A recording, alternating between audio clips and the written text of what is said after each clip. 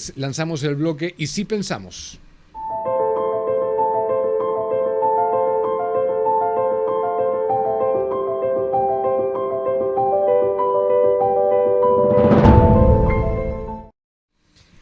Jean-Pierre Teullet está conmigo, bienvenido. Hola Diego, buenas noches con todos, ¿cómo están? ¿Qué tenemos ahora, Leo? Pan y circo, eso es una idea que vamos a desarrollar hoy. Sí, hoy vamos a ver una forma de distracción a través de la historia de la humanidad. Y para esto vamos a retroceder muchísimos años para ir al Imperio Romano. El Imperio Romano, que empieza, como es evidente, en Roma, empieza a tener un gobierno que es una mezcla de, podríamos decir, varias cosas. Primero, la población lo que hacía era tratar de delegar su representación, su autoridad en el Senado. Una función mixta. Y el Senado luego fue haciendo emperadores. Pero la población nunca se desentendía del gobierno y les exigía, les reclamaba, les gritaba, les pegaba. Había un poco de todo. El Senado los tenía siempre ahí al raya. Pero eso es fundamental. Lo que vas a explicar me parece una idea central en el sistema, sobre todo por el Congreso bicameral que vamos a tener. Sí. Y claro, el Senado en un momento dice, oye, que hay un emperador, y siempre hubo este equilibrio, a veces violento, entre emperador, Senado. Tenemos la historia de cómo se gobierna Roma. En un momento determinado, los emperadores empiezan a crear un show que se llaman circos. Hay varios a lo largo de todo el Imperio Romano. Cuando uno va a visitar países que han sido colonias de Roma, encuentra estos monumentos históricos de estos circos. Habían varios en Roma. Uno antiquísimo era el Coliseo Máximo, que estaba bajo el Palatino, que tenía 150.000 espectadores. El famoso Palatino, ¿no? Sí, que es donde vivía el emperador. Y luego está el Domiciano, que es lo que hoy día, si alguien ha ido a Roma, es la Piazza Navona, donde martirizan a Santa Inés. Al frente está la iglesia de Santa Inés, donde le cortan la cabeza a los 12 años.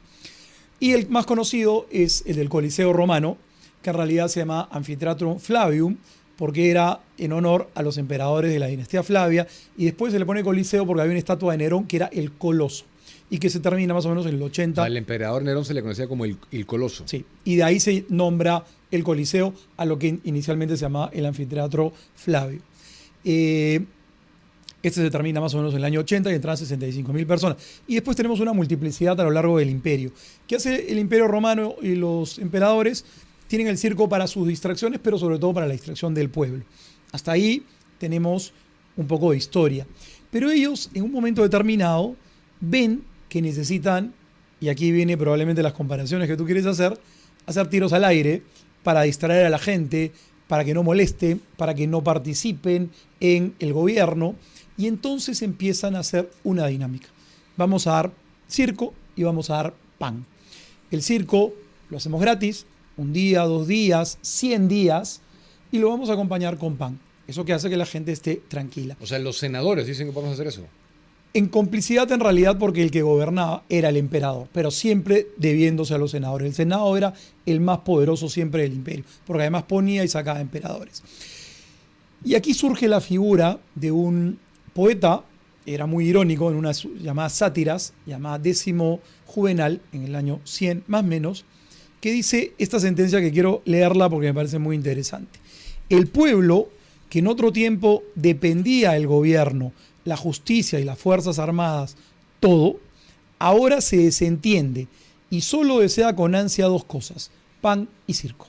Es decir, han dejado de ejercer su función para hacer pan y circo. Y el circo se convierte en el teatro, ya no solamente, tú dices, bueno, me darán cultura, gladiadores, combates, guerras, pelea de animales. Y desde el año 64 después de Cristo hasta el año 313, el espectáculo central fue el martirio de cristianos. Es decir, te llevaba un grupo de cristianos, los mataban en un combate, se lo comían los leones, lo tiraban a las fieras. Y esto generó que la gente se distrajese y no molestase al Senado. Y eso nos lleva a nosotros, en realidad, a la reflexión que hoy quisiera que podamos hacer. Lo primero es que había detrás de esto, vamos a ponerlo así, siempre con las comparaciones que pueden ser limitadas, un estudio antropológico. Esta gente se dio cuenta y dijo, las personas pueden ser corrompidas, pueden ser dormidas, pueden ser seducidas, pueden ser engañadas, porque tienen como un flanco en donde yo las puedo drogar. La dopamina es en el fondo el que tú quieras sentirte bien a costa de todo. Y hay muchas drogas. Una de estas drogas era decirles, te doy pan, te doy compensaciones, te hago sentir bien y te doy distracciones, te doy el circo. Entonces se quedó como una frase emblemática, el pan y circo, de las distracciones. Y viene la pregunta fundamental. ¿Nosotros hoy vivimos pan y circo? Había una viñeta cómica que quería reflejar esto, que decía una especie de diálogo imaginario, una persona que decía, oye, estoy muy contento. Y el otro le decía, pero si estás sin trabajo. Y el otro le respondía, es que mi equipo de fútbol ha pasado a la semifinal. Yo voy a hacer una lista que evidentemente quiero que cada uno de nosotros la piense en su casa como a modo de pregunta. No necesariamente son cosas malas, pueden ser cosas buenas, pero cuando se convierten en distractores o en adicciones, ahí es donde está el problema. Okay. Los deportes, el fútbol, las apps de película, el ver maratonear en pijama, ¿no? Las redes sociales, las noticias, los políticos que inventan historia, el consumismo, los chismes, las telenovelas, la televisión de espectáculos, las difamaciones, los halagos o premios que se dan a otras personas. Uno se pregunta, ¿son distractores? Andrés Calamaro tenía esta canción que decía clonazepam y circo. Entonces, uno se pregunta si hoy vivimos también de este tipo de cosas. Y lo interesante es que a veces no nos damos cuenta. Pero atrás hay gente que estudia a la persona. Hemos hablado alguna vez de carreras muy importantes, pero que uno se preguntaría, ¿de qué vas a trabajar? Sociología, antropología, evidentemente la psicología. Y uno dice, ¿por qué instituciones globalistas, marxistas, relativistas contratan tanto a estas personas? Porque yo necesito estudiarte. Yo necesito saber qué pan y qué circo te voy a dar hoy día. Sí, y yo creo que han hecho su trabajo muy bien. Totalmente. Hay un trabajo psicológico muy bien hecho. De hecho, Vanessa Kaiser habla de esto en su libro, el trabajo que han hecho los neomarxistas para entender los motivadores, la culpabilidad, cómo qué botones apretar, ¿no? Me has dejado pensando en el martirio de cristianos. Porque eso sería una causa para entretenerte. Ver cómo, es bien sádico, hemos sido siempre, ¿no? Sí. Es que voy a ponerte al revés, sin dar nombres. El que tú tengas programas de televisión que lo que hacen es difamar a las personas. Por ejemplo, entrar en su mundo privado. Bueno o malo, tú tienes un derecho a la fama. Eso es un circo. Y claro, hoy puedes decir, yo no mato, pero cuando difamas, le quitas la fama a una persona. Hay un programa de televisión que hace muchos años vi, que me llamó mucho la atención, era de periodismo, y un señor que le habían quitado la fama en periódicos, en noticias, de algo que objetivamente él no había hecho, hizo esto. Agarró el vaso de agua y se lo tiró a la presentadora en la mesa, ¿no? Y le dijo, lo que me han hecho a mí es quitarme la fama, ahora devuélvemela. Entonces, hay un tipo de asesinato de circo hoy día que sucede con eso. Uno se pregunta, ¿cuántos de estos programas a veces que tenemos son un circo, una cacería de brujas de quién salió acá, quién salió el otro? Mientras más tipo de no sé, país hay. Morbo. Totalmente. Entonces, ¿qué es lo que hace? Toca una debilidad de la humana. Y es importante entender, antropológicamente hablando, que somos débiles, que tenemos algo, cuando somos cristianos, lo entendemos de la teología, se llama concupiscencia. La concupiscencia es la herida del pecado que queda incluso después del bautismo y cuya definición es la siguiente: la tendencia al mal. Uno tiende al mal, incluso cuando es chico. Una de las primeras palabras que un niño dice desde adentro es, esto es mío. Y que claro, uno tiene que ir educando. Yo les sugiero una película que se llama El Señor de las Moscas, que es una obra literaria y que tiene una película antigua y una no tan antigua, sí, que es terrorífica. Es muy fuerte, sí. Pero es muy buena. Sí. Entonces, ¿qué hace esta gente? Te dice, los seres humanos son corrompibles, porque todos tenemos heridas, fisuras, porque tenemos esta concupiscencia. Entonces lo que yo voy a hacer es ver por dónde van tus debilidades y por ahí te voy a agarrar. ¿Cuántas veces hemos visto estas películas de espías de otros países que lo que hacen es, quieren agarrar a alguien y estudian la debilidad que tiene tal persona? La droga, el sexo, el dinero, el poder, la fama, y por ahí le mandan a la persona que la va a agarrar. Esto es interesante en el sentido de que si hablamos de pan y circo, extrapolándolo a hoy, quiere decir que en esencia no mucho ha cambiado, ¿no? De repente no viene dirigido de senadores, diputados, pero viene dirigido de algún lado para que estemos estupidizados con otras cosas. Y el ejemplo que tú has dado, del señor que no encuentra trabajo y aún así es el más feliz del mundo, ilustra qué cosa, que estamos preocupados de cosas que son menos importantes de las que nos deberían importar. Bueno, yo creo que el pan y circo genera varias cosas. Quiero destacar dos. Una, que tiene un objetivo clarísimo, es distraerte. Me distrae, me cambia el foco de la atención. ¿Y eso qué hace? Volviendo a lo que habíamos hablado acá al inicio. Baja mis aduanas, hace que sea menos crítico, que no analice, que todo pase desapercibido. Es decir, es una forma de hacerme creer que estoy en Disneylandia y en Disneylandia tú no te preocupas si tienes que pagar la luz, el agua. Estás en Disneylandia, pero te están cortando el agua y la luz. Entonces tú pierdes la preocupación, la concentración, el foco y por lo tanto el filtro. Pero hay una segunda cosa que es muy interesante que venía con lo que decíamos antes. Te quieren deshumanizar. O sea, buscan que tú te vuelvas un adicto, una persona superficial, una persona ansiosa, una persona violenta, una persona que hable mal del otro, una persona como eran en los juegos que digas, mátalo, mátalo. O sea, es impresionante cómo las narraciones de los martirios están acompañadas, porque era una narración, no había televisión, no había para poder describir tecnológicamente, pero se escribían. Se llaman Acta de los Mártires. Cómo la población gritaba, mátalo. Tenemos a San Ignacio de Antioquía en los coliseos. Sí, ¿Sí? claro. A San Ignacio de Antioquía lo traen de Antioquía, en Oriente, un viaje larguísimo solamente para que se lo coman los leones en el coliseo. Y claro, la gente, ¿qué es lo que gritaba? Mate a ese cristiano. Y puede ser no solamente un tema religioso, un tema general en otros aspectos, pero a veces este tipo de cosas afectan a las debilidades humanas y nos volvemos morbosos, nos volvemos violentos, nos volvemos ansiosos, en fin.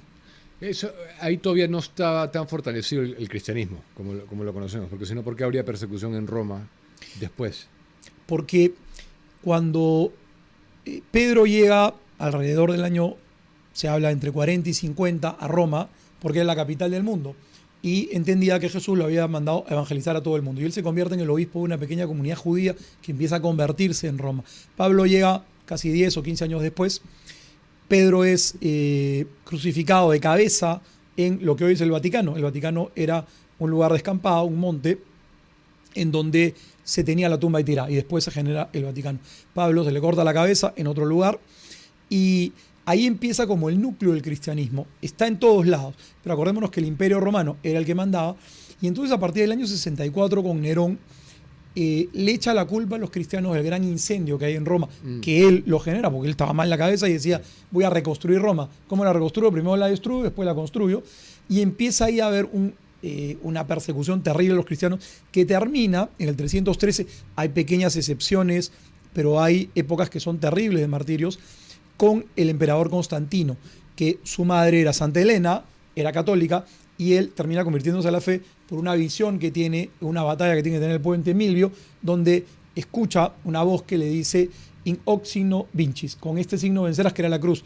La pone en sus soldados, gana la victoria, y él en retribución le da libertad a la Iglesia Católica. No la hace oficial, que recién es con Teodosio alrededor del 370. Constantino le da libertad. Sí. O sea, demoró que se asentara más o menos 320 años. Sí, como te digo, desde el año 64 que tenemos con certeza las primeras persecuciones de Nerón, hasta el 313 que se da la batalla de Milvio y que se da el edicto donde Constantino libera a la iglesia de ser perseguida, porque era la perseguida por no ser religión oficial, le da libertad de culto y se acaban paulatinamente las persecuciones. Hay una persecución a la iglesia. Creo que esto, cuando has dicho martirio de cristianos, se ha machucado un botón, porque anoche entrevisté a Luis Felipe Farrach en el contexto de la masacre a cristianos en Nigeria, que estaba ocurriendo y fue muy interesante. Entonces lo tengo muy, muy fresco. Y mira, Diego, en más o menos siempre pueden ser las cifras de cosas históricas relativas en algunas cifras, pero se calcula que son 70 millones de católicos asesinados por su fe en los 2000 años de la iglesia, y el 65% de esos martirios se ha dado en el siglo XX y ahora. O sea, hoy estamos en más martirios que lo que había en la época de Roma. Increíble eso, ¿no? Alucinante, pero nadie lo dice. A ver, vamos a repetir esa estadística, que creo que es importante. Antonio Socci, que es un historiador italiano, respaldado por un montón de elementos históricos, él dice, más o menos tenemos 70 millones de martirios gente católica que sigue a Jesucristo desde el inicio de la fe hasta el día de hoy. Y de ellos el 65% se han dado siglo XX y siglo XXI. O sea, actual. Sí, hablando, ojo, creo que estas estadísticas son de hace casi 20 años. O sea, claro, si tú sumas Nigeria y lo que está pasando hoy. todo África se dispara. Ahora, el tema es que nos quieren superficiales, no quieren que entremos en profundidad de todo. Una pregunta válida es ¿por qué no? ¿Por qué? O sea, ¿qué ganan? ¿Una pérdida de identidad? Más allá de distraernos, manipular más fácilmente. A ver, yo creo que hay aquí algo que es claro y algunas cosas que seguramente pueden ser un poquito más especulaciones. Lo claro es que nunca quieren, lo hemos hablado en esta figura, que entren a la mesa, que discutamos. Porque yo digo, muy bien, yo puedo respetar a las personas de un medio de comunicación, de un centro que promueve el aborto, la ideología de género, perfecto, sentemos todos a la mesa, 50-50, todas las 50 y yo los 50. Lo que tenemos que hacer es convencer a la humanidad para educarla en ese prospecto y en este prospecto. El prospecto de decir, voy a matar a un niño inocente en el vientre materno, voy a decir que yo me siento lo que me siento y otras cosas más, no tiene fundamento ni en las verdades naturales, ni en los conceptos tradicionales, ni, por lo tanto, en la legislación histórica que tiene la humanidad. No hablemos de un concepto religioso. Por ende, van a perder el debate y la educación va a tener que ser en orden a la verdad. Como no lo quieren, ¿qué hago? Te tengo que sacar de la mesa. Te distraigo, te pego, te golpeo, me infiltro, cambio las cosas, te manipulo, te pongo una cosa. Y hoy día, de las muchas cosas que hemos hablado en este tiempo, es te doy pan y circo. ¿Para qué? Para que estés distraído. Mientras tú estás distraído, yo saco esta ley, yo saco este libro, yo saco esta agenda, yo saco esta normatividad. Nos hemos distraído y ¿qué tenemos? En vez de hablar de sexo, que es lo único que existe, hombre y mujer, se ha introducido género. ¿Qué es el género? Cuando hablamos de género, tenemos un error. Yo lo primero que haría es, nunca permitiría que en un diálogo exista la palabra género porque no existe. Es como hablar de un fantasma. Pan y circo traído a presente. No sé, hay un tema de fijación también en esta búsqueda del placer compulsivo, este hedonismo moderno, que tiene que ver con los niños, que es que a mí me preocupa. Ahí yo sí me pongo bien firme. No sé si pudiste ver la entrevista del abogado de los padres del Roosevelt esta semana, porque ha sido sentenciado en primera instancia. Sí. Van a apelar, seguramente han apelado. ¿Qué opinión te merece eso? A ver, es interesante porque primero uno dice quién defiende, siempre hay que ver quién está detrás, porque siempre hay gente detrás. Detrás de Pan y Circo había unos emperadores, senadores y gente que piensa. Detrás del Pan y Circo de hoy también hay gente, instituciones que nos van estudiando. La pregunta es quién defiende qué y qué defiende qué cosa. Si a mi hijo o a mi hija en un colegio le van a poner unos libros y se hizo un retroceso de esos libros aquí en el Perú hace unos años, donde le enseñas a masturbarte, le enseñas que la homosexualidad es una cosa buena y que puede elegir el género que exista porque lo decide, estás yendo contra la verdad, contra la naturaleza y estás deformando a la persona. ¿Yo qué tengo que hacer? Que le enseñen bien. Si en el colegio mi hija o mi hija va y en vez de que le enseñen 2 más 2, que es 4, le enseñan 5, yo tengo el derecho a reclamar.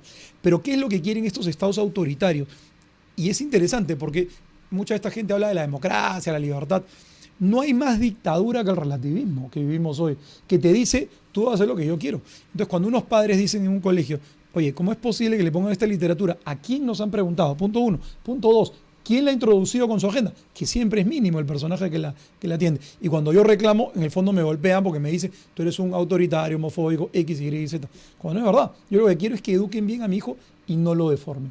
¿Por qué? Y me parece estupendo y yo creo que es lo que deberíamos hacer todos en todos los lugares, perder el miedo a que nos sigan atontando y que por abajo nos sigan manipulando. Porque te dan Pan y Circo. ¿Quién se ha dado cuenta para ir a una biblioteca que ya nadie va a leer lo que le dan unos chicos? Tienen que ser unos padres con mucha intención de cuidar a sus hijos que van a hacer eso. Pero imagínate cuántas bibliotecas, cuántas redes sociales, cuántas universidades, cuántos colegios hay este tipo de cosas metidas y no nos damos cuenta. Sí, casos que no pasan. Y para terminar también en un momento de la entrevista te mencioné porque me sorprendió que dijera así sin tapujos, ¿ah? De que él consideraba que la decisión de la Iglesia Católica del aparato público en el contexto de formulación de políticas públicas, de leyes, había sido un error para él y que no había que escindir nada. ¿Por qué? Porque la formulación de políticas y la ley no podía estar separado de lo divino porque es el orden natural de las cosas y ahí me acordé de que hemos hablado de que la verdad no puede ser enemiga de la ley, ¿no? Sí, yo el otro día, y te propongo, de hecho a todos alguna vez lo hemos hablado, que hagan preguntas para que de repente tengamos casos prácticos que resolvamos. El otro día ya hay varias personas que me empiezan a llamar y me dicen, oye, Pierre, hablaste de esto, ¿por qué no precisas esto? Oye, aquí no dijiste eso, aquí. Entonces, además... Bueno, abramos el bloque. Ahorita en los siguientes 60 segundos, antes de que cerremos, manden alguna duda que tenga, alguna propuesta, de repente para que Jean-Pierre desarrolle la próxima semana y te la leo. Y te respondo brevemente esto que tú me estás diciendo y la persona me preguntaba, oye, pero yo ¿cómo fundamento la verdad? Le decía la definición de Boecio, la verdad es la adecuación de la mente a la realidad, pero le digo, hay dos formas de llegar a la verdad. De arriba abajo o de abajo arriba. De arriba abajo es con la revelación de Dios. Dios me dice una serie de cosas que tienen un orden, un sentido. Lo que dice el Señor, no nos podemos escindir de la ley divina. Pero imaginémonos que estamos en un escenario adverso y la gente dice, no quiero saber nada de la fe. Perfecto, voy de abajo arriba.